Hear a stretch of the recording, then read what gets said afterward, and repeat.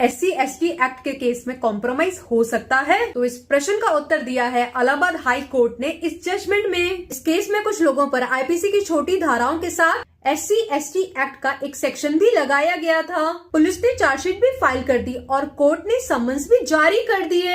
अब इस केस में क्या होता है, बाद में दोनों पार्टीज के बीच में समझौता हो गया। कोर्ट के कहने पे ये समझौता वेरीफाई भी कर लिया गया। अब माननीय हाई कोर्ट ने रिकॉर्ड देखा और पाया कि मामला ज्यादातर पर्सनल झगड़ा था। ऐसा कोई स्ट्रॉन्ग मटेरियल नहीं था जो प्रूव करता हो जुर्म सिर्फ जाति के आधार पे किया गया हो। IPC के ऑफेंसेस थे वो भी माइनर नेचर के थे और समझौता दोनों पक्षों की मर्जी हुआ है। कोर्ट ने यहाँ पर यह भी कहा कि SC/ST एक्ट का पर्पस लोगों को प्रोटेक्शन देना है, लेकिन अगर केस पर्सनल डिस्प्यूट का हो और जाति के बेस के ऊपर क्राइम क्लियर ना हो, ऐसे केस को आगे चलाना गलत होगा। यहाँ पे ये भी कहा कि SC/ST एक्ट के केस में कोर्ट्स को एक्स्ट्रा ध्यान रखना होता है। ये चेक करना जरूरी है कि कंप्लेनेंट ने समझौता आप धमकी या किसी मजबूरी में नहीं, ये अपनी मर्जी से किया हो। इन सब चीजों को देखते हुए इलाहाबाद हाई कोर्ट ने पूरे केस और समन ऑर्डर्स को खत्म कर दिया। अगर आप इस केस को पूरा पढ़ना चाहते हो और इस केस की पूरी जजमेंट चाहते हो तो आप कमेंट बॉक्स में PDF लिखें।